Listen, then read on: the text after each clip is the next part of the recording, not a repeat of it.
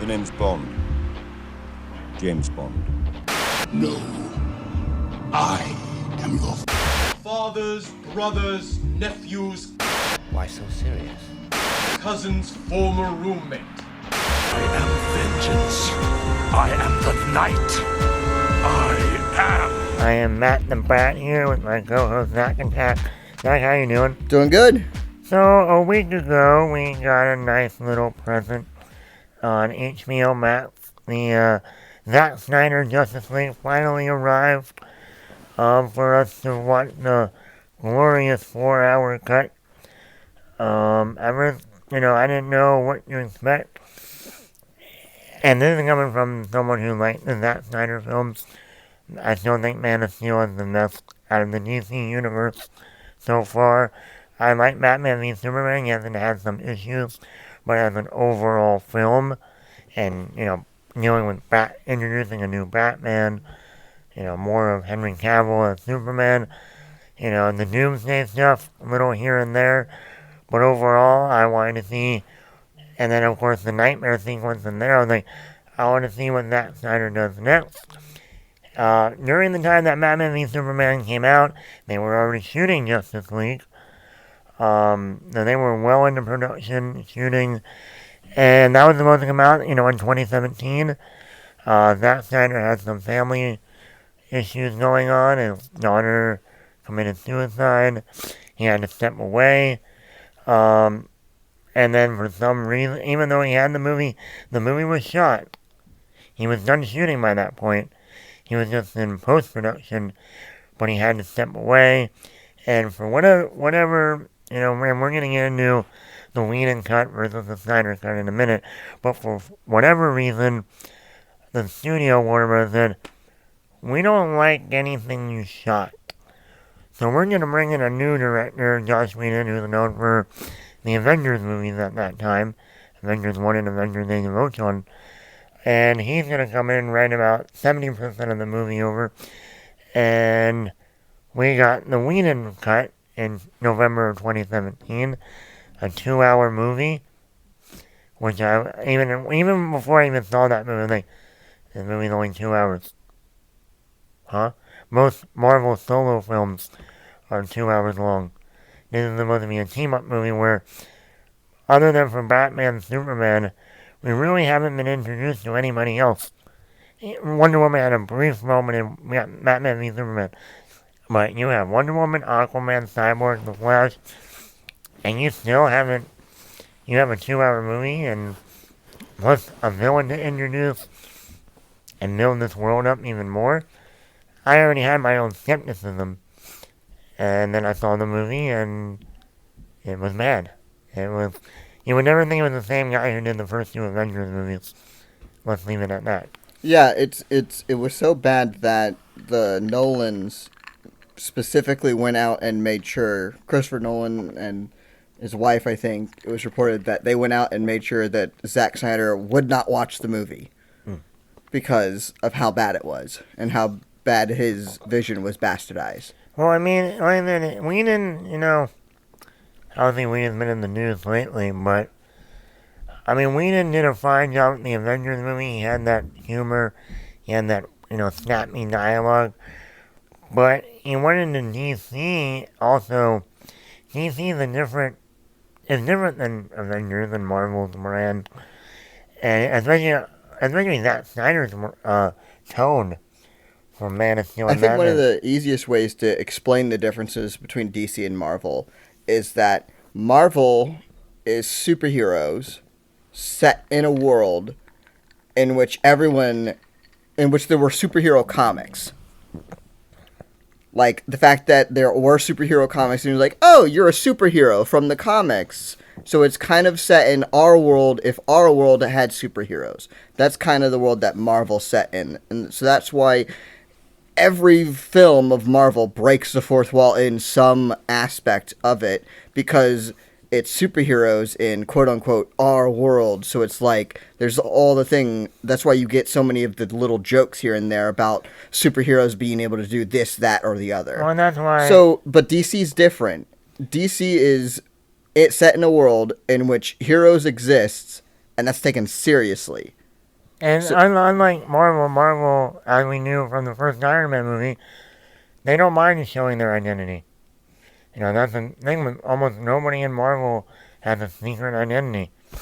Even after Far From Home, Spider-Man's identity is revealed. I mean, even that was a big thing in Civil War, like, since all these other superheroes have their identity already revealed, do we even show Spider-Man's identity? I mean, shoot, in the Falcon and the Winter Soldier, they literally did a huge presentation about who the new Captain America was. I mean, and, you know, Sam gets recognized, you know, left, right, and center. But, like, in the DC universe, as we saw even in Batman v Superman, nobody knows who Bruce Wayne is Batman. And he's been Batman for, like, 30 years. Mm-hmm. I mean, that's something that's, like, no, nobody knows that Batman is Bruce Wayne. Just like no one knows, really, that Wonder Woman is Diana Prince. We even saw that in Justice League movie. You know, when she's at her job, no one's like, oh yeah, you're Wonder Woman. Yeah, we saw a photo of Wonder Woman, and I put it up beside you, and I see some very striking similarities there. No, that's not done. But yeah, DC works more seriously, making their superheroes more human. I don't want to say more human, but more, human in terms of, no, we have a secret identity, we have a private life, we don't want that to be interrupted, And this isn't Tony Stark, looking at the news camera saying, this is where I live, Mandarin, come to my house anytime you want, I'm ready for you. Right.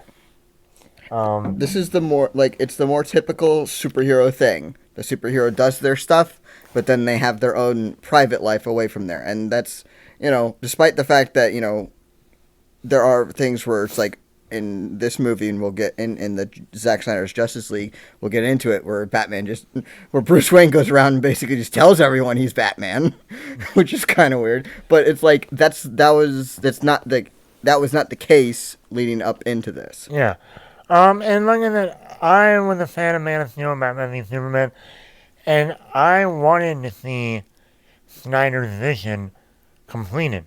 Mm-hmm. It's like what we saw in the previous two movies. I'm like, I like what that Snyder, people give that Snyder a lot of shit. Like, he doesn't know how to handle Superman, he's too dark. He makes Batman kill people, straight up kill people. You know what? But for me, I'm like, no, if you look at the context, he's an older Batman, he's been through a lot.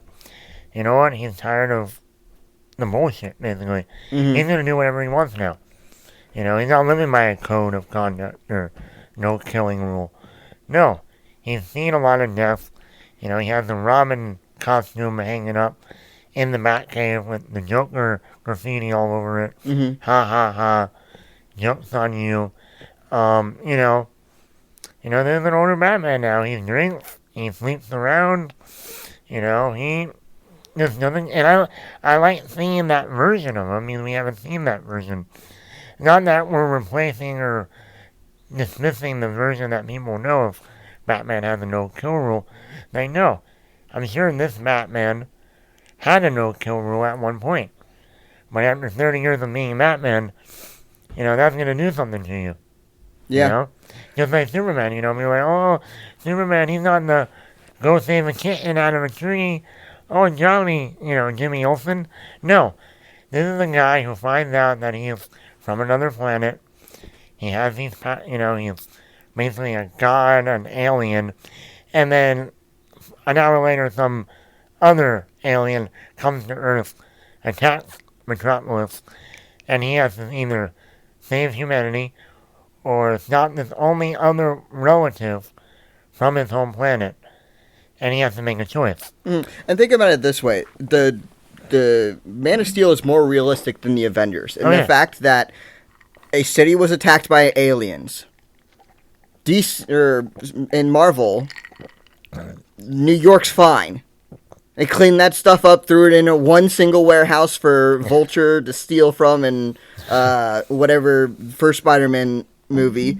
And it was like, okay, yeah, done. But it's like, do you have the thing? It's like where it's going like, oh no, New York City, which is hugely populated, and they were attacked by aliens, that death count should be in the hundreds of thousands.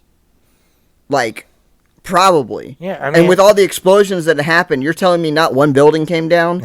There was a scene, like the long scene of where they show, like, you know, it starts with Hawkeye on the building, and then he tells Stark to bank harder, and then they do the stuff where he's blowing up stuff, and Stark's blowing up their stuff, and then they go to Hulk and Thor, who's riding on top of the long alien thing and all that stuff, and then that dude crashes. Like, you're telling me that not one building went down, and not, like, there wasn't mass death there? Well, I mean, that glosses over it. Man of Steel is much more realistic in the fact that, no, dude got punched into the building, and that building came down, and a bunch of people died. Yeah, a god of human power, of godlike powers crashing into a building.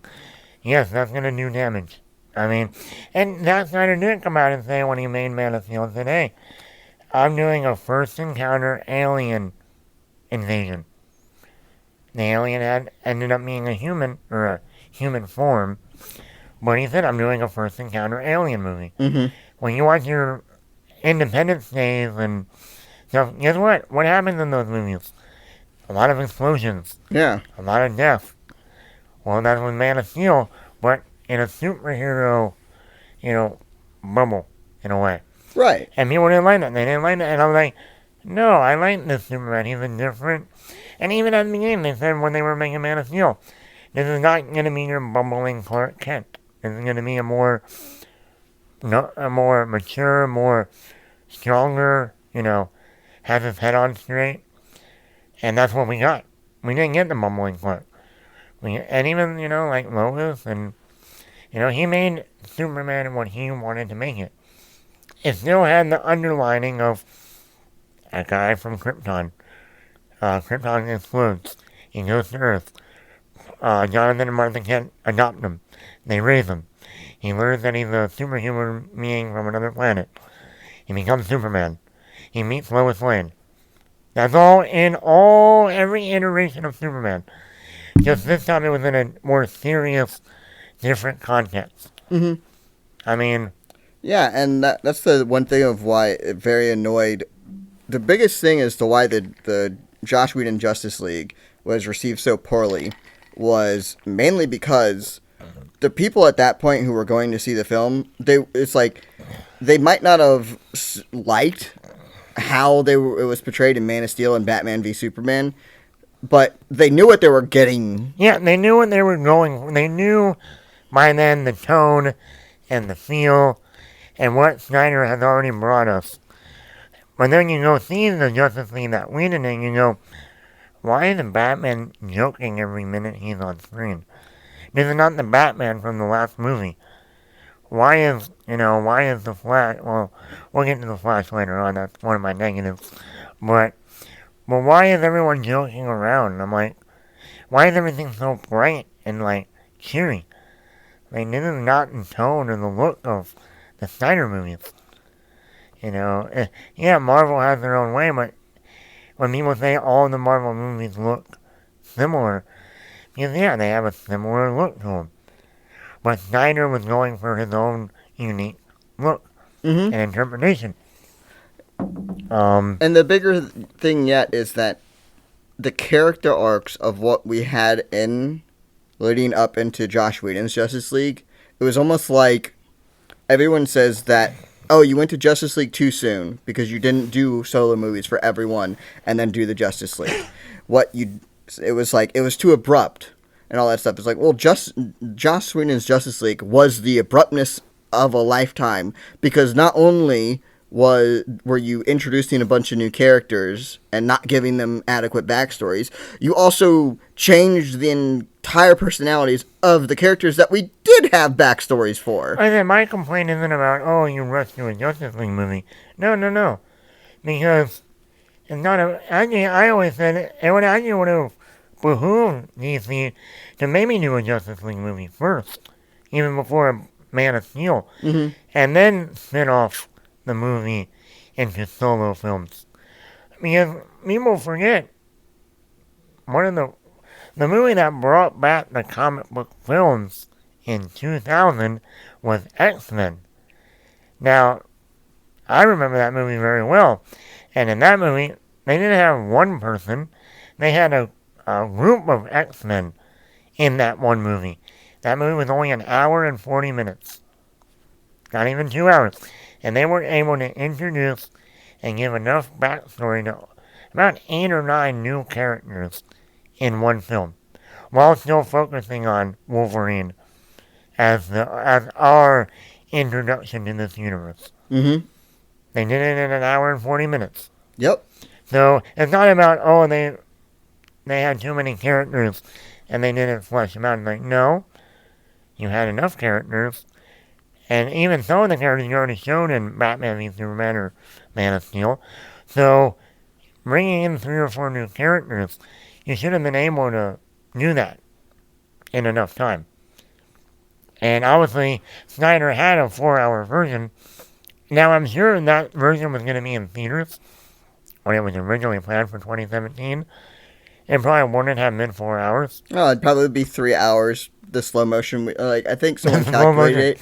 The slow motion accounted for like 10% of the film. So if you took that down, that's probably you're getting back about 10 minutes and stuff. I'm pretty sure they probably would have cut some scenes here and there, shortened some things up. The gratuitous long intro of the Snyder Cut with all the drone or helicopter shots of him walking to and riding the horse to the Icelandic village probably would just be cut. I mean, there are ways in all of that to cut down. I mean, I'm going to talk about, and that's some of my negatives of how this movie could have been cut down. Mm-hmm. But yeah, we would have probably got like a 3-hour cut. Maybe he might have even tried to push it and be like, hey, Lord of the Rings: The Return of the King, that was 3 hours and 20 minutes. So, people saw that in theaters. So let's at least make it 3 hours and 20. So that means if we even at least cut a half hour out, not counting the credits, yeah, he probably could have cut out about 30 minutes of the movie. Which, if you like that, if you take out 10% of the slow-mo, that's 10 minutes right there. You can take out, some dark side. And technically, it's 4 hours and 2 minutes with credits. Yeah. So technically, it's a less than 4 hour movie from before the credits. Yeah.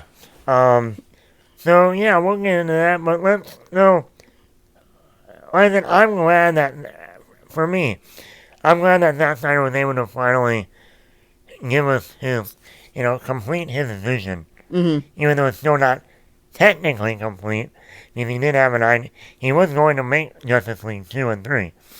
We'll get into that down later on in the podcast. Okay. But I'm glad he was able to at least give us almost his own trilogy. Man of Steel, Batman v Superman, Justice League. At least for the Superman arc, if you will. And we got to see a little stuff of, what his version of certain things over, let's say, what we saw in Aquaman. Mm-hmm. Or his version of, other things. So now we're going to get into the positives and negatives of the movie. Zach, you want to start us off? Yeah, I think the biggest positive of this movie is the consistency. We were kind of just touching about it earlier, but you're really getting the constant vision from Zack Snyder, from Man of Steel to Batman v Superman to Justice League. You're seeing these character arcs actually continue. What I was saying earlier with Superman and Batman acting completely differently. It's like, it was so jarring to watch Justice League, and I was so annoyed that they kind of just changed everyone's personality on a dime. You mean the Whedon cut? Yes, Okay. The Whedon cut is what they did. Everyone's personality was changed. The people that we knew about, their personalities were nothing like it. And here, you saw the consistency in them changing. You got to see Batman's arc of, from Batman v Superman. He hated Superman because, he's the one, he and his fight with Zod caused the deaths of people. He was angry. He then, fought Superman, played a part in Superman's death. And then you could see throughout the Snyder Cut of just him, dealing with the fact of, the grief of, I caused this mess. If we had Superman and not me, that's the kind of the big thing of Batman's story arc, is going, if Superman was here and I wasn't, we wouldn't be having this problem. Yeah, and that's something they did really good at something that was different from the Whedon version to Snyder version, the opening. The opening of the Whedon had that song everybody knows. It was kind of like everyone knowing that Superman is dead.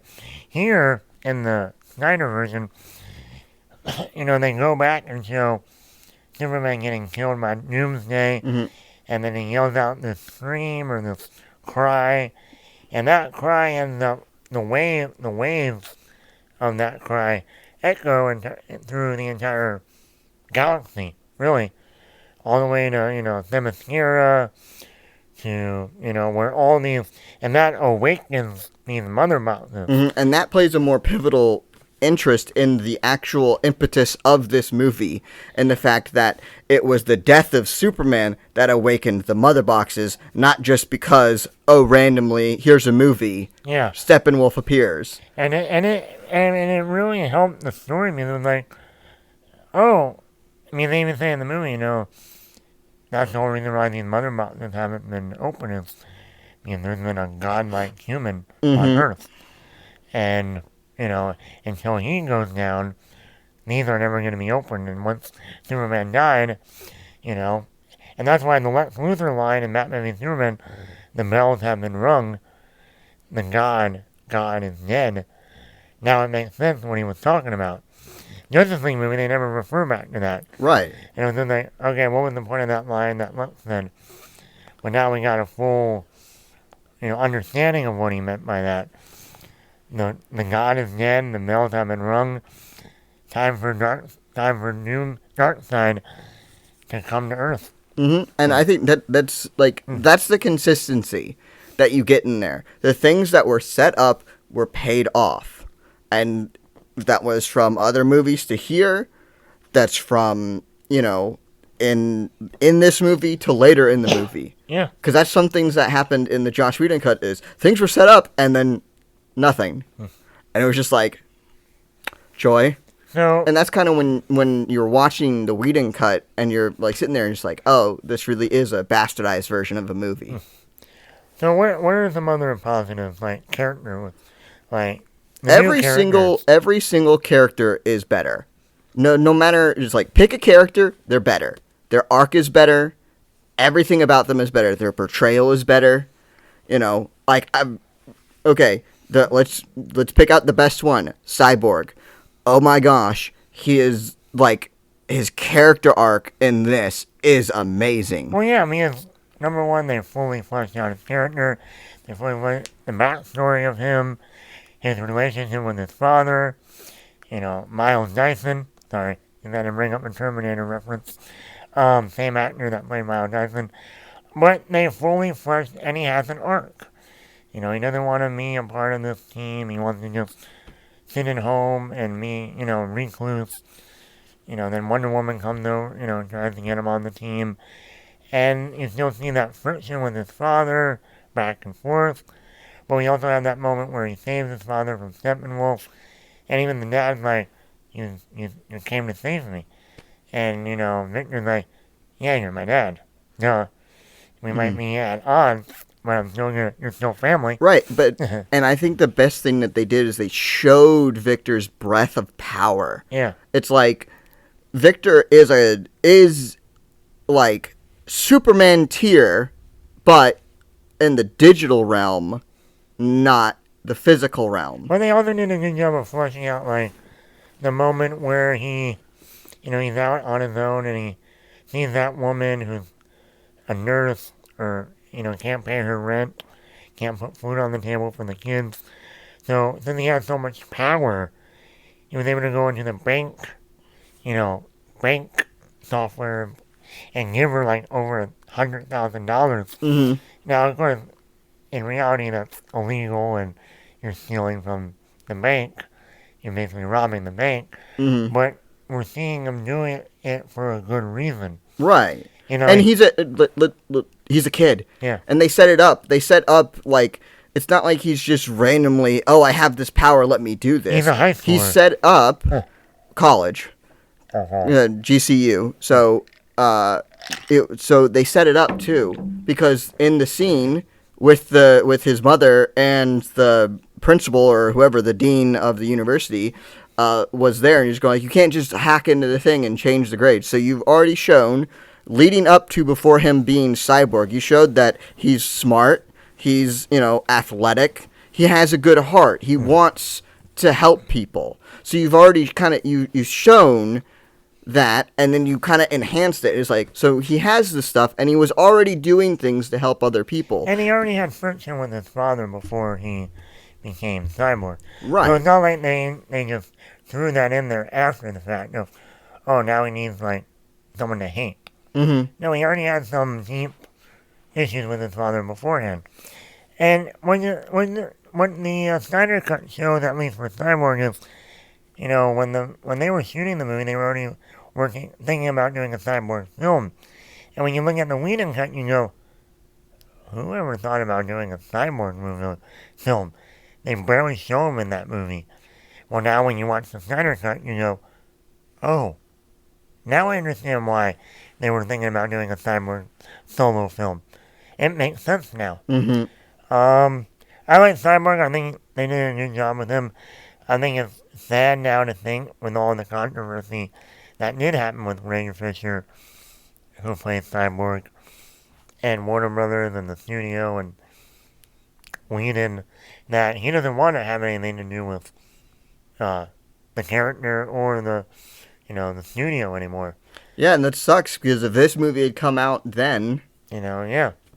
And he was supposed to be in the Flash movie, but he's like, no, I'm not going to be in the Flash movie. I don't want to be a part of that. So, I mean, it sucks for him. It sucks for everyone, basically.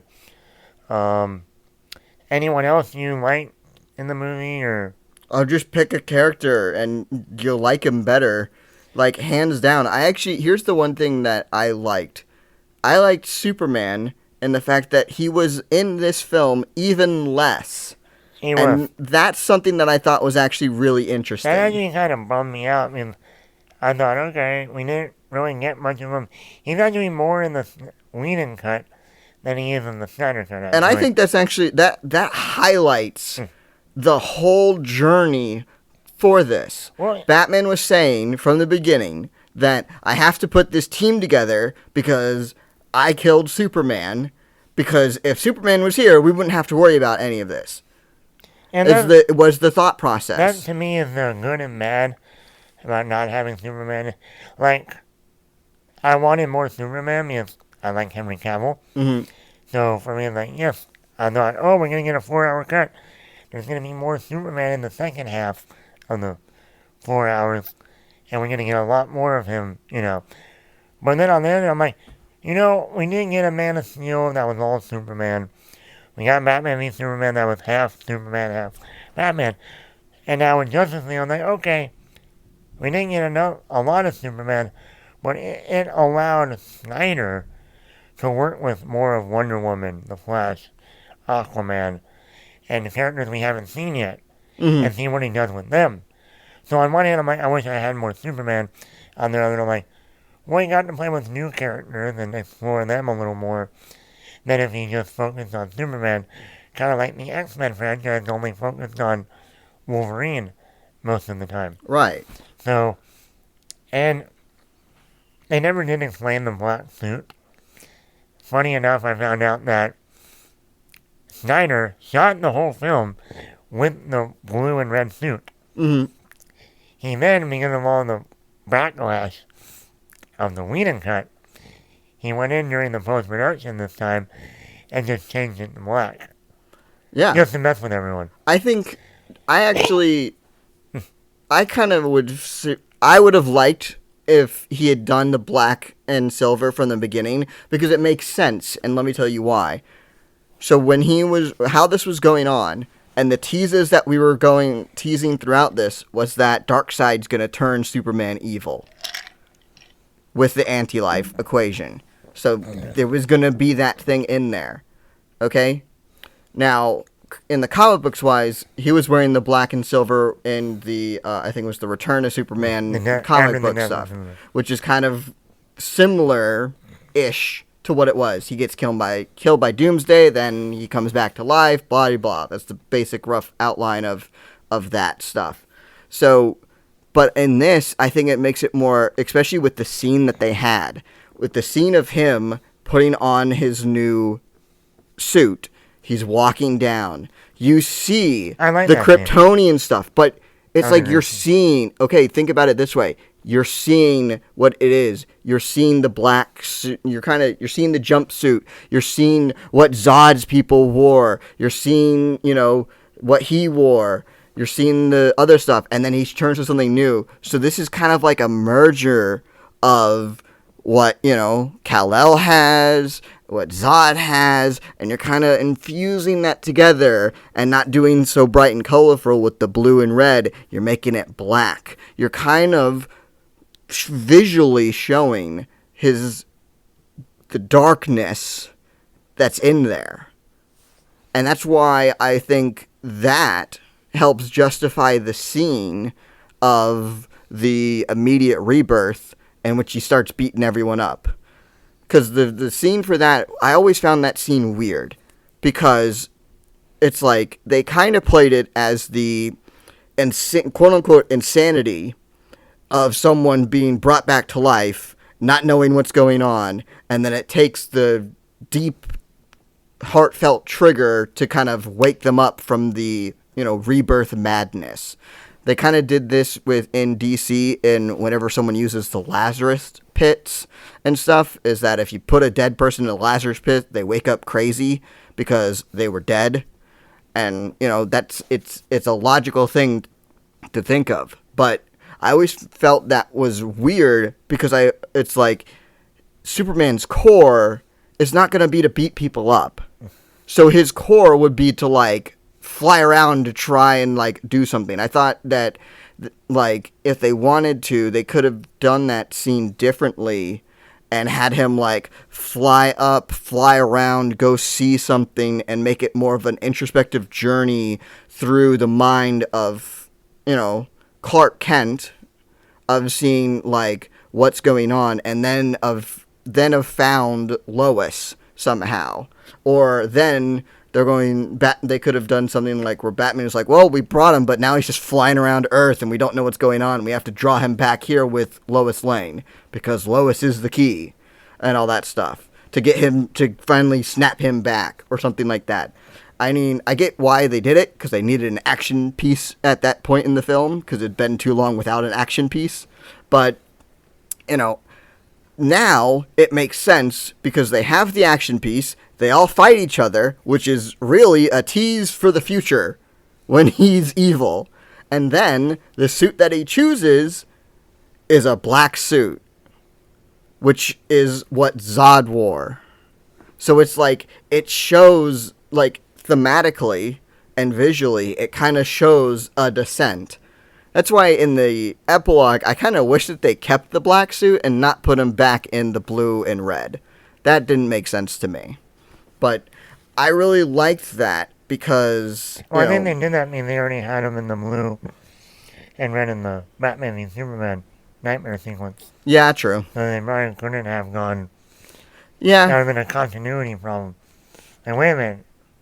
The nightmare sequence, he was wearing that suit. I would have gladly taken that continuity error for me, but the more thematic of him being in there. But I guess if they had done a Justice League 2 or 3, they could have shown, for whatever reason, he then redons those colors because he's helping Darkseid. He's the face of Darkseid going in and taking over the Earth. Or something, and they need a bright, cheery face. Yeah, I did like to see when he went back to the ship, and it kind of brought the Man of back, full circle with the Man of Steel scene where he goes to the ship, finds the suit, puts it on, walks out of the ship. They almost did that exactly the same, like in Man of Steel, this time with a black suit, walks out of the ship, goes down, puts his hand down on the ground, the rocks start going crazy, shoots back up in the sky, goes over outside of the planet, just standing over it, flying over it. I mean, that was right out of Man of Steel. And I liked how they had the two fathers voiceover again. Mm-hmm. And that's a big part of Superman. It was a much better ending. Mm-hmm. But I was hoping at the end of the movie, though, not in the epilogue, but when we see him in the city and he opens up the shirt, I thought that was going to be back to the red and blue. Yeah. I didn't think it was going to be the black suit. That actually shocked me a little bit. I'm like, oh. But I think thematically it still works because it's the black suit is showing the harder edge to him and the more non-perfectness. Yeah. If you want to think about it in two different ways, the Superman leading up to his death was the pure good guy. He didn't other than, being a part that caused the deaths in Man of Steel, it's not like he wished for that. He killed Zod to try and save people. He was the good guy throughout all of this. And now you kind of have that gray area more so with him going forward with this. And I think, you're kind of showing the darker influences onto Superman with all of this. So that's kind of where I really think this kind of hones in on. And that's why with what, Zack Snyder has said about Justice League 2 and 3 and kind of the arc that would be happening, I'm actually glad that he he did the black suit because it makes, visually and thematically, it can tell its own story. Mm-hmm. I like when they did when Snyder did with Wonder Woman. I thought he was actually more badass in this movie than even her solo films that we've seen her in. Oh, the greatest line from this was when Steppenwolf comes to Themyscira and he goes like, "Oh, I can smell your fear," and then Hippolyta goes like, "Amazon, show him your fear." That was an amazing line. That was badass. That was more badass than the almost all of the Themyscira scenes in Wonder Woman's own time in her solo movies. I'm like, it's like those characters looked so much greater, and that's one of my points that I made earlier. It's like every single person, even the minor characters, are elevated in this. They're they seem so much more important. Like even the Atlanteans. I mean, one thing I liked was how Snyder, for each, group, the Amazonians, the Atlanteans, the Kryptonians, they all have their own, culture, not only culture, but look, voice. You know what I mean? Like, the Amazonians talk differently than the Atlanteans. Like Mara, Amber Heard. She not only had a different look that, to me, looked better than what we got in the Aquaman movie. Yeah, neon red hair just doesn't work. But she also had an accent that worked in this movie. Like, neither Atlanteans, they're a different race. They're elitists. Yeah. They're gonna be, you don't want everyone to sound the same. Then what's the point? Mm-hmm. Just like different African tribes and different Indian, Native American tribes, they all are different. Shoot, take just America by itself. A Southerner sounds different from someone from Boston. Yeah. I mean, so why, in these other movies, they have everyone sound similar? It doesn't make any sense.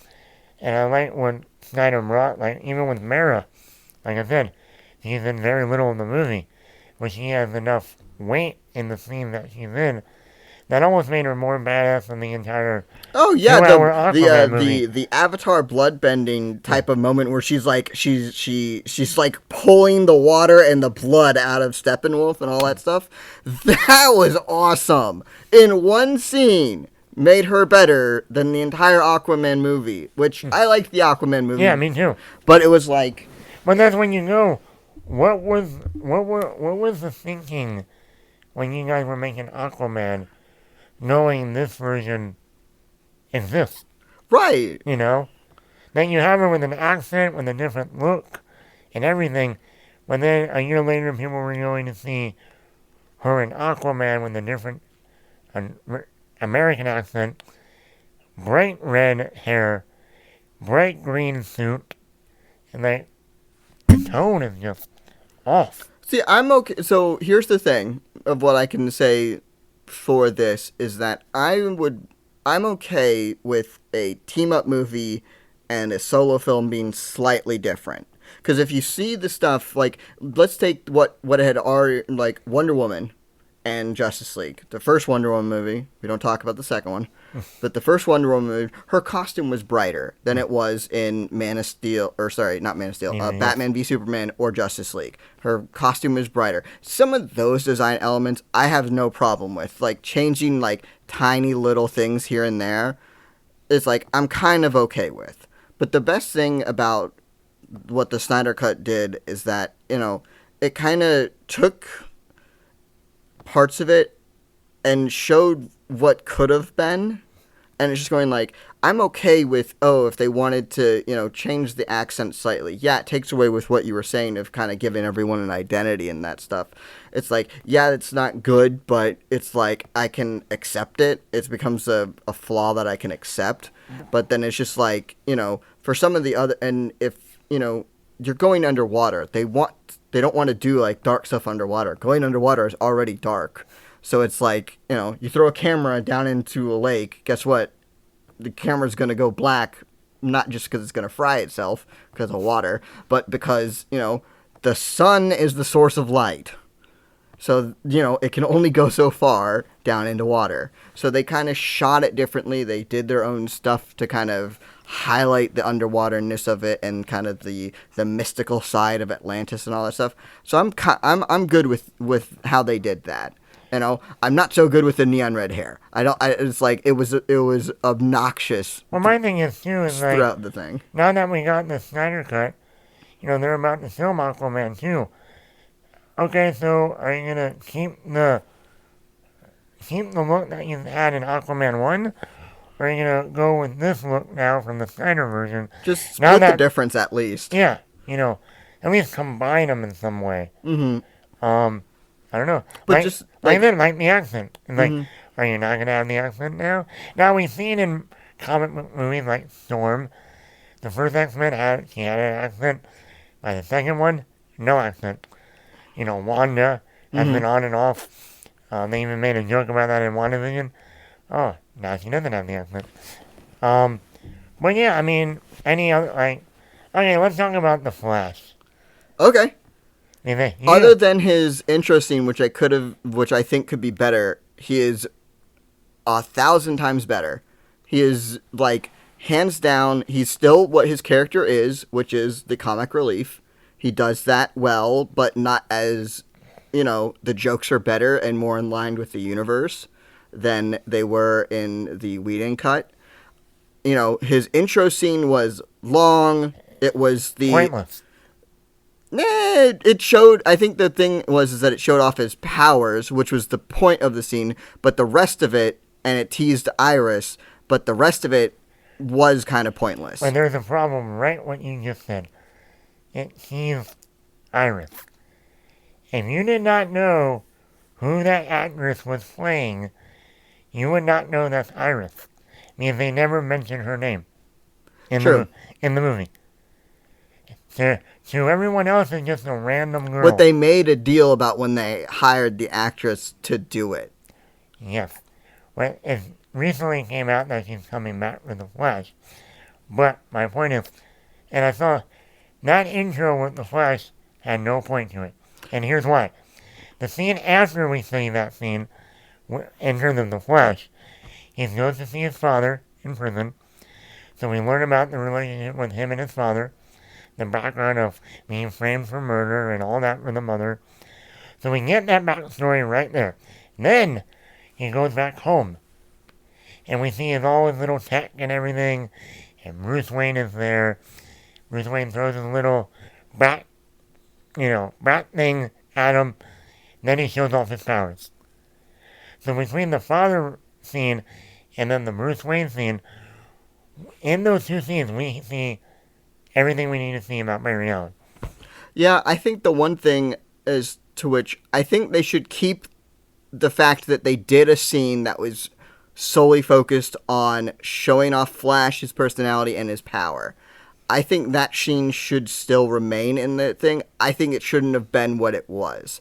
I think it should have been, like, you know, whatever, he's at one of his many jobs. Let's say he is dog walking or doing something like that. And he says something like, come on, I got to hurry up and get this done so I can go see my dad or something like that. So you're setting up the next scene. And then they do the similar thing of where it was. Car goes whatever, does all that, smash in there. You see his obscene power and all that stuff. And then, saves Iris. And he goes back to the dogs and keeps walking them.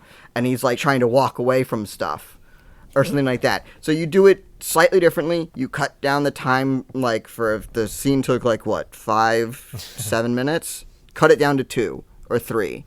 So, and that. But the biggest thing of what I think that showed off compared in a better way compared to the Batman scene where he throws the Batarang and he goes there, he slowed down time even more. Time was stopped, stand still. And they didn't, so they did that there. So I think that was a greater tease for the power that he can go forward. And then they kind of followed that up with the, him talking about, when I go too fast, weird things start to happen. So you set that up with him showing that he has incredible powers. And then you kind of tease the greater powers after that, which is going to play a big point in the film. And I actually have a theory that actually impacts Batman v Superman that involves the Flash. That's not his one scene. And I like Ezra Miller in other movies, but I still do not like him as Barry Allen. He's too jokey, too fun. I mean, I guess when I look at on the Flash TV show, Grant Gustin, yeah, he has those moments of funny, but he's also a lot more, serious too. I think they counteracted that is that if they made him 50% less awkward. Yeah. I think that was the problem of what it was. He was the awkward, non-confident person. He's too awkward. Right. It's almost like you can't believe him to that point. Right. And the Flash's thing is that he's cocky. He's cocky, he's funny, and, he's smart. That's kind of the Flash's thing. So they made him awkward instead of cocky, which I wish, I'm okay with Ezra Miller and awkward because that seems like half of his roles. He plays someone who's awkward. Yeah, he does. And then, but I think he also plays in a lot of his movies. Mm-hmm. And what I'm about to say, he comes off as flamboyant. Very flamboyant. Very. Too much. And he's played roles like that in other movies. Very, homosexual. I'm sorry, he does. I don't have anything against that. But when I'm watching a Justice League movie and I'm seeing the type of role you're playing here, it's similar to other movies I've seen you play. That jokey, flamboyant type. To me, I'm like, that's not Barry Allen. I'm sorry. And I'm worried to see a whole 2-hour movie of just that in a Flash movie. So I hope the director of the Flash movie brings them down a few notches. Have a few of that jokey, when you need to bring the flamboyant type way, way down. Yeah, I think I think the one thing of how they can even bring it into the thematic story arc of the Flash is just make him, and they kind of showed it near the end in the Snyder Cut of when he was running around in the suit and he felt more at home with his powers and all that stuff. He felt more confident and all that stuff. If they just allow that to kind of replace the awkwardness of what it was, if they use that to counteract the awkwardness, so cut the awkwardness down a lot, show more confidence in his power and his knowledge and his skill. Here's my thing. When I think of here's a comparison in terms of Marvel. When they cast Paul Rudd as Ant-Man, I've heard there was a lot of flack for it. Paul Rudd, him, that actor, the funny guy, the comedian, and then you watch Ant-Man, and yeah, he has those moments of fun and joking, but they also were able to balance the seriousness in moments. Like, I still say that one of the best scenes in Avengers Endgame is when Paul Rudd's Ant-Man, Scott Lang, comes out of the quantum realm, realizes what's going on, goes around, tries to find, if his family's been snapped or not. Then he goes home, and he sees his daughter all grown up, and they have that quiet, serious moment. He's crying, and you go, wow, Paul Rudd can really bring it when he needs to. We get the joking side of him, but when it comes to being the serious, father, he nails it. Yeah, I think that's what they can do in the Flash movie. Flash's role in this was to be the young boy in the adult world. It's kind of what his character was supposed to be. Now, since they've established, his powers, they established how, powerful he can be, they established his, a rough outline, personality, and character archetype for him, they can then in the solo movie, they can now take him in a new direction to give him a new character arc to better do his character. And they might do that, just we just talked about with Aquaman. How the version we see in Snyder and the version in the solo film, the continuity and the differences. Yeah, like they could do the reverse with the Flash, where they do make him a little bit more serious. Right. I think Aquaman gets too much flack when it doesn't deserve it, because I think about it, especially now, I think about it this way. Think about the start of Aquaman. In the start of Aquaman, you have two scenes that show Aquaman's personality. Now, let me rephrase. I do like the Aquaman movie. Right. I like it a lot. I just said in terms of the continuity. Right. So, but let's think about it this way. There's two scenes that set up Aquaman's personality in the Aquaman movie. Scene number 1, the submarine scene, where he goes in, he's the badass, confident, all that stuff. And at the end of it, the Black Manta, it's like, help us. And he goes like, help yourself. And it's like, it shows, he's cocky, arrogant, and then also, he's a little vindictive. Now, show scene number 2 when he's at the bar with his dad. And the guys come up, you think, oh, we're going to get a bar fight scene. And then the guy with all the tattoos like, can I get a photo? And all that stuff. And then you show the lighter side of him. And I think that's good because that's the personality of this Aquaman. It's not like the comics. And it's like, here's the thing. I don't like comic Aquaman. I really don't. I always felt it's like comic Aquaman has always been the head of the elitist attitude of stuff. And I hate people with elitist attitudes, so I don't like it. And the Aquaman in this universe is the antithesis. He's the exact same of like, what was his biggest gripe for all the Atlanteans? You elitist jackass. It's like, that's kind of where he came from. So, you got to see his type of things. And if you really want to break it down to it, you could see Zack Snyder and Josh Whedon's influence on Aquaman in those two scenes. The submarine scene is Zack Snyder. The bar scene is Josh Whedon. Because that's kind of the two tones that we saw in there. And then you kind of saw that brought forward later in that film. So what is one of your negatives, Matt? We've talked a lot about the positives and some negatives, but I want to get into your negatives. One of my biggest negatives is the way they handle Amy Adams' Lois Lane. When I heard this was going to be a 4-hour movie, I thought, even in the Whedon cut, they only had 2 scenes of Amy Adams' Lois Lane. But, maybe we'll get more of Amy Adams' Lois Lane in this. I like Amy Adams, she's my favorite actress. And watching this 4-hour cut, I'm like, you guys really didn't do anything with Amy Adams. Most of the movie, she's mourning the death of Superman, Clark Kent, and that's about it. Then he comes back, they have their moment on the farm, and that's it. She doesn't have an arc. Even that one scene with her and Martha Kent / Martian Manhunter, about, you haven't been to work since Clark died. But at the end of the movie, we don't see her going back to work. We don't see her going into the Daily Planet. She has no arc in this movie. Yeah, I think the one thing for this, she's definitely a static character in this one. She doesn't really change that much. You know, she starts off where she's mourning, which makes more sense in this one because, you know, in the Snyder Cut, it takes place almost immediately after. Like, I would say that Superman's dead like, what, a month? Maybe 2. But, like, you know, Justice League takes place much quicker. Snyder's version takes place much quicker.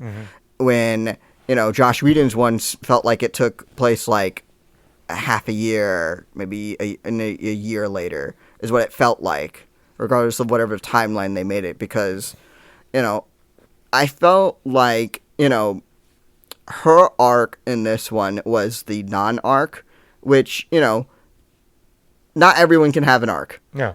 So what I think the one thing of what this was is that, you know, you saw her grief and all that stuff. And then in the scene with Martha, who is really Martian Manhunter, is that was supposed to be the impetus to get her to start doing it again. So I think, yes, they should have had a scene in the, not the epilogue, but the right in the actual ending of the movie, but not the epilogue, of her at the Daily Planet. That would help because they kind of showed that of her in grief and her going for that. You know, the talk with Martha, the tease for that she was pregnant, you know, her Daily Planet badge and all that stuff. And then she was going out and she talked to the cop and she said, it was like, oh, one last time for that stuff. So, you know, that way they kind of showed that she was about to take the next step and, you know, continue her life and all that stuff. And I felt like even, like, Man of Steel, they did a great job with Lois Lane. Batman v Superman, they kind of brought her down a little bit. You still didn't have that much. She did some investigating, but then, once again, she became the damsel in distress by the second half of that film. And then this one, it was like, alright. And like I said, we just talked about how at the end with Superman, you see him in the city, pulling off the shirt. You could have had a scene there where Clark and Lois are going to work. You know, she's heading into work.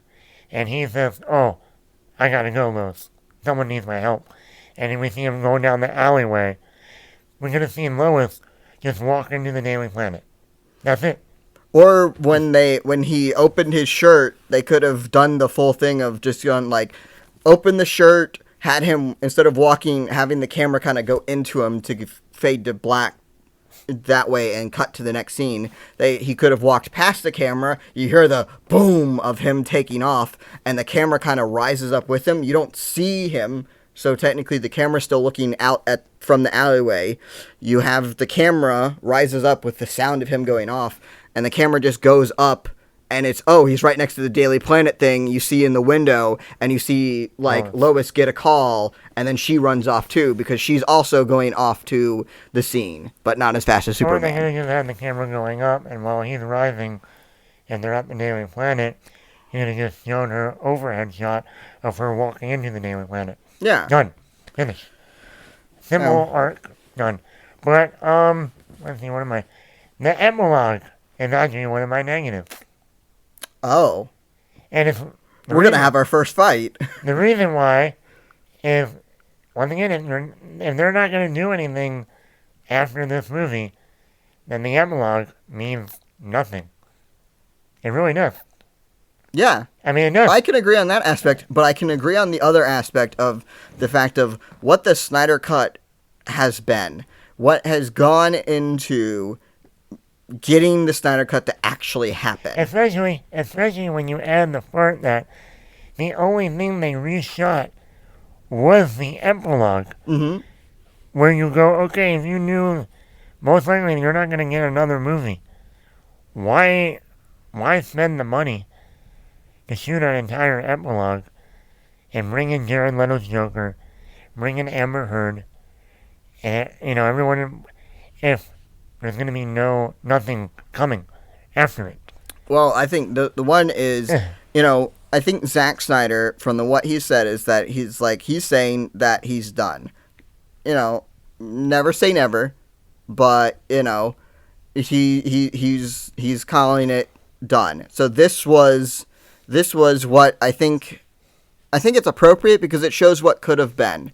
Is it good for the DC cinematic universe and all that stuff? No, it's not, because it clearly shows here's a point far in the future of what's coming towards this. So it clearly shows that it doesn't work with a lot of things, but the DC universe is so screwed up anyways that it doesn't even matter. My thing for it is that I like the epilogue because, A, it shows where his vision was going in the future, even though we might never get it. And here's the thing, is that, even if we never do get it, it's okay, because we saw what could have been. And, it also brings it back to what I was saying about the entire journey of how we got a Snyder Cut. With the fans wanting it and all, the fan outrage of what Justice League was, their demands for Zack Snyder to do that stuff. The fans wanted it, they pushed for it, and guess what? They got it. And major positive response from that. Now, at the very end, there's something more. Warner Brothers and DC says, we're doing this, but it's not like we're going back to the Snyderverse and all that stuff. Well, guess what? Zack Snyder gave them the perfect reason to say, we lied. Well, even if Zack Snyder doesn't come back and do this, this can be the rough outline of what we're now shooting for with our stuff. And this will be our end game of that. Also, the other thing that could happen, you can just jump to the future, have, Zack Snyder do Zack Snyder's Justice League Dark, and skip all the lead-up stuff, do another 4-hour film, and have, just do the point of the dark timeline and the apocalypse of all that was, do that. And just, kind of take that, continue from that epilogue scene, and just, kind of finish that off. It's a possibility to do that from there. That's at least giving us something. I can understand the fact that it kind of seems pointless in the fact of what it was, but I think the epilogue for me is one of the greatest points of the entire film. I loved it because it in itself pays off the Flash scene from Batman v Superman, the Mother Box scene with Cyborg when they're about to revive Superman. It pays those scenes off. It shows that even with everything that they did, and because of everything that they did, guess what? The dark timeline still happens. Everything's not hunky-dory, and there's not going to be a problem in the future. Darkseid comes, Darkseid wins, because our heroes were not good enough in that moment. So they need to be better in that moment. It also it shows the heroic journey of the heroes. It's hard being a hero. You have to be the hero 100% of the time. Because if you're a hero for 99% of the time, that 1% of the time that you're not the hero, bad things happen, and then even worse things happen. So I think, I like it. I think the epilogue's well shot. It shows a lot. It connects a lot. And it kind of gives the tease and opens up the possibility for Warner Brothers to say, you want to know what? This Snyder Cut was actually really good. How can we somehow continue this or, amend our plans? Aquaman's shooting, but that's, we can do whatever. This timeline's what? We can make that point of the Zack Snyder's epilogue could be a decade, 2 decades after whatever. So it's we could do a bunch of stuff in the interim and then show, then get to a dark timeline Justice League type of movie or something like that. I don't know. Most of this is wishful thinking, but so is this entire movie. So, Matt, do you got another negative that you want to talk about? No, I ain't thinking about wrapping things up with. Okay, well, I want to touch on one positive, one final positive in this, and that is the Flash. The Flash scene, and not the very end, but the scene in the final battle. That scene was one of my, mark out things, when it happened, I was jumping up and down, like, so excited when the mother boxes fuse, the boom happens, everyone's vaporized, and it gets to Flash, and he throws out his hand, and he enters into the Speed Force like that. And you can see that, and it's just going like right there. It shows the teased, of his greater power. They teased it with his scenes of, how strong and how powerful his powers really are. They teased it verbally with saying, when I go too fast, things get funky and all that stuff. And then, then they show it off. So they teased it twice, paid off. And they showed it there. And it also pays off one scene in Batman v Superman, and my theory for a second scene in Batman v Superman. The first scene, the one that we all know of, where Flash goes back, tells Batman Lois is the key, and all that. That's the scene that we know of. And they paid that off in the epilogue, too, with the fact that he's wearing that costume that he showed up in Batman v Superman, with the more Iron Man-esque type of helmet on and everything else. What I loved about it is that it showed, and that was the best setup for what I think the Flash movie is. And that's just like how Cyborg has a much better arc, and when you watch the Joss Whedon version, you go, why would they give Cyborg his own movie? Just like when you watch the Joss Whedon stuff, why would they give the Flash his own movie? Other than the fact that Flash is bigger than Cyborg and the stuff. And he's, a main member of the Justice League and stuff. It's like, oh, okay, I guess that's why they're doing it.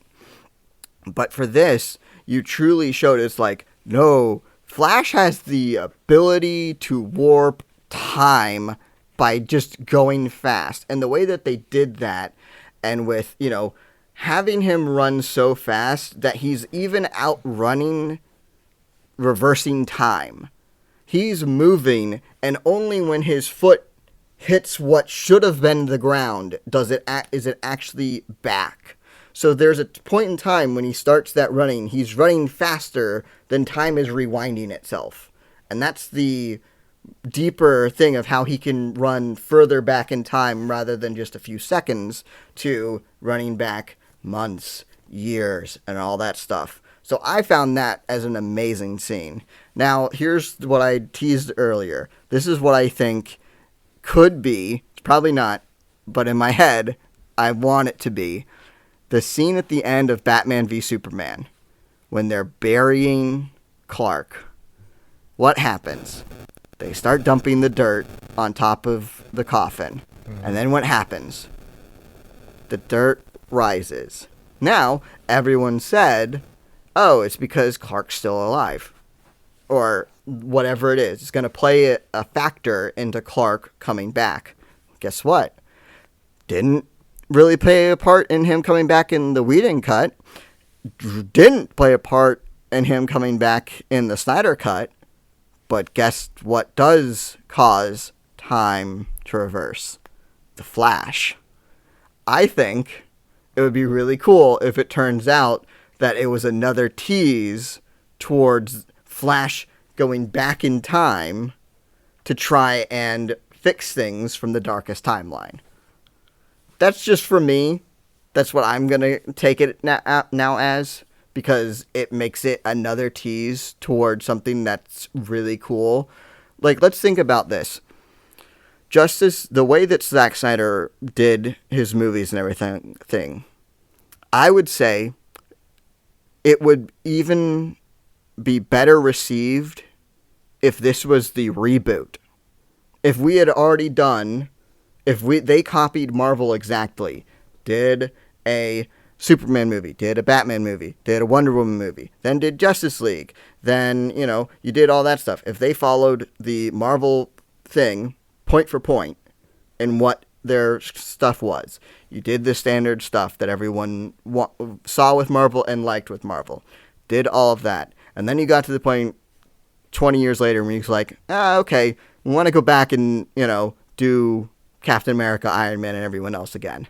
So they reboot the timeline. But it's like, oh, now we want to do, it's not the same MCU as what that one was. This is a different one. Zack Snyder's verse works as the second time you're doing this because it's the darker, edgier, and that stuff.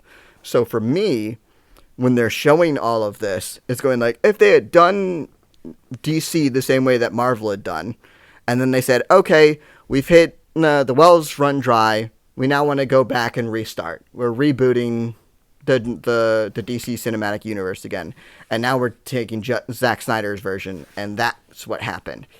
That would even be more well received because we had already seen the nostalgia was given.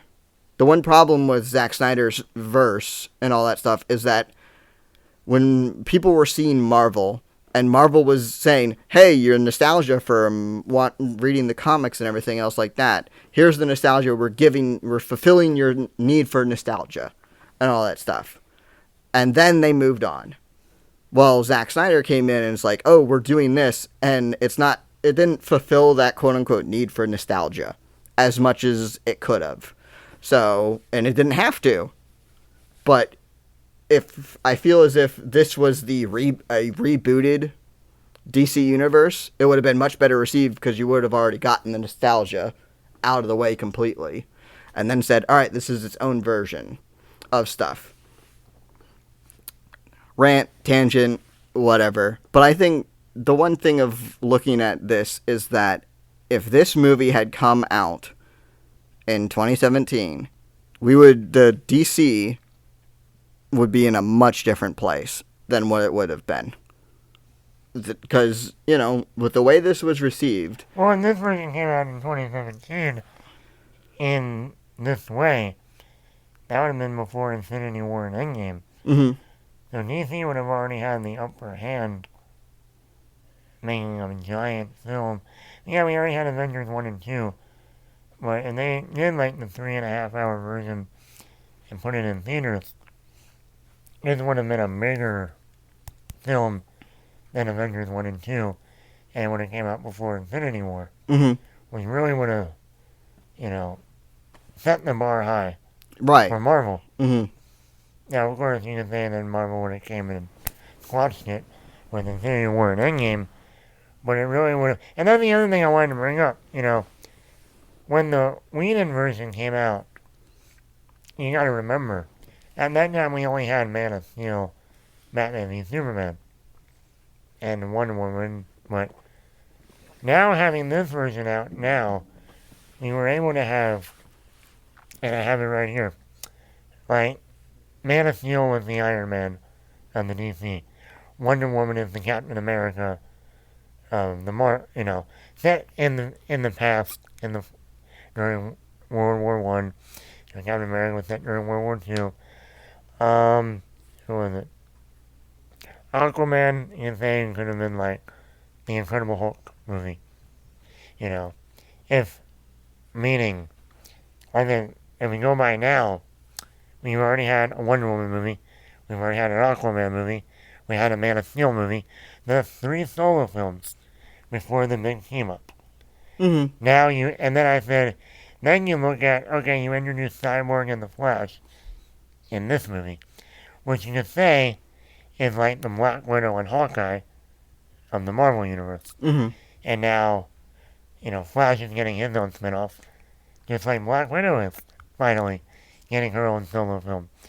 So you would have seen an interesting, similar path to Marvel, if you look at it that way, like Man of Steel, Iron Man, Wonder Woman, Captain America, Aquaman, and the Incredible Hulk.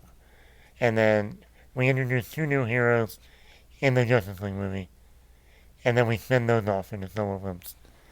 So they would have had their own roadmap similar, and they went down it. If everything, worked Yeah, out I that guess way.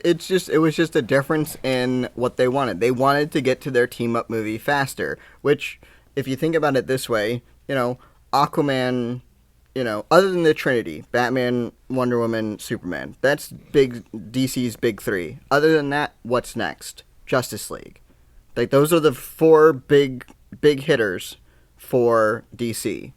Aquaman, Flash, Cyborg, all the other stuff, yeah, they're there. They do well. But they're kind of like I don't know. They're kind of like before what Guardians of the Galaxy was before the Guardians of the Galaxy movie.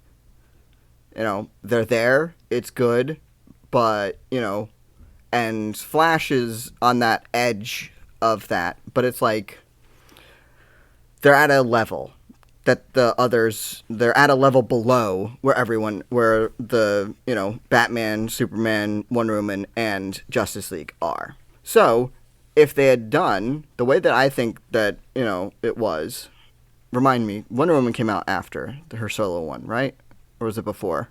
What? Wonder Woman's solo film, that was after Justice League, right? Before. It was before? The same year. Okay. The summer. Right, the summer, and then that was and Justice League was the fall. Mm-hmm. Okay. All right. So that's what it was. So think about it this way. They did they did Superman, Man of Steel. They did Batman with Superman. They did Wonder Woman. They did Justice League. That's the order of their heavy hitters and what that was. I think, it could be said that it was rushed because they wanted to get to their big team-up movie to do that. But at the same time, they've gone in the order of their heavy hitters. Because, if you look at it, what's coming up next? Flash, or Aquaman, Flash, Cyborg would have been, maybe not. but their original plan. Mainly Aquaman and the Flash are the two next.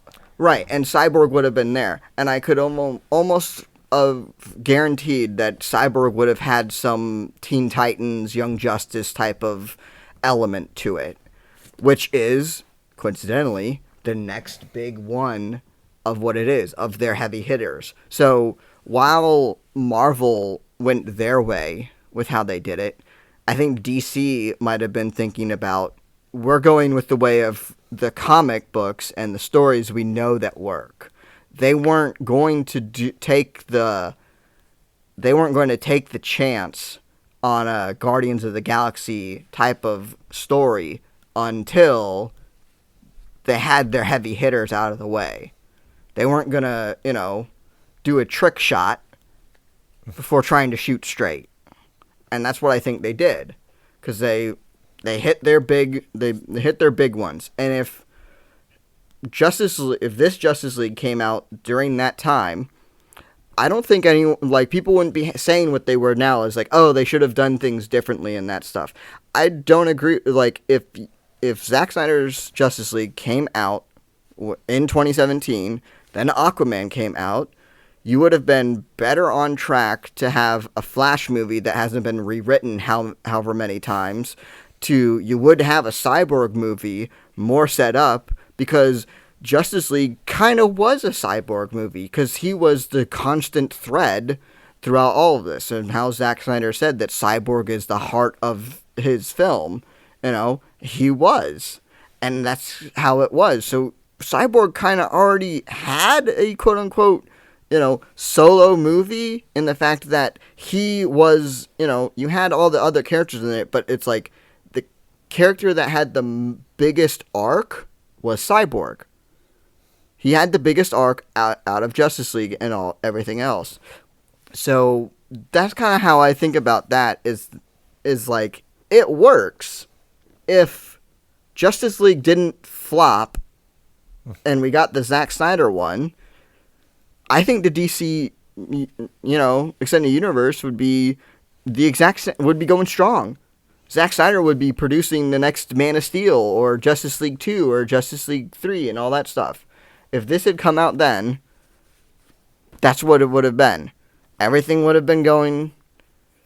It's like, that's how I truly feel about how kind of this would have run, because sure, they were commercial success, all of them, but they weren't necessarily critically successful. People complained.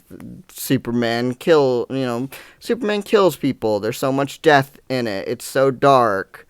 Why is Batman killing people? Blah, blah, blah, blah. And then, at that point in time, that's when Justice League came out, the Joss Whedon Justice League came out. That's when the critical success of what was happening won out over the financial success of what it was. Because, let's say it, Joss Whedon's Justice League was a financial success. It's not a critical success. People criticized it so much, but guess what? People still went out and saw it in droves. So, if we had the Zack Snyder cut in there, I think this would have almost kind of righted the ship and patched the holes in the Zack Snyderverse and the DC universe, and they could have continued on their merry way. That's why there's metrics out there, like on social media, there are millions of posts about what's going on and wanting, with the buzz about Zack Snyder's Justice League universe and all that stuff. So, half of that's because of what it took to get here. So that amplifies it.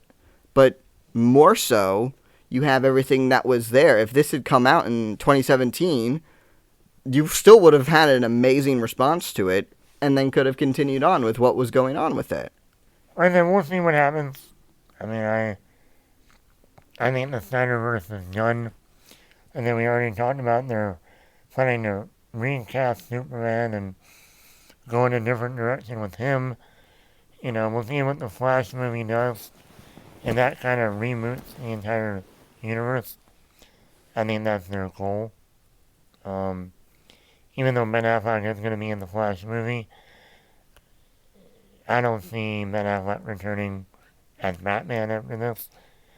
I think it would be a miracle if that news did come out that, no, they are going to move forward with the solo Batman film, which I wanted. Everything I've heard about it is supposed to be like the greatest Batman script ever. Even better than the Nolan films. And it was going to be directed by Ben Affleck, starring Ben Affleck, Joe Manganiello playing Deathstroke. Well, yeah, they were going, and that was the other thing. And we just heard that Batgirl was going to show up in the movie, too.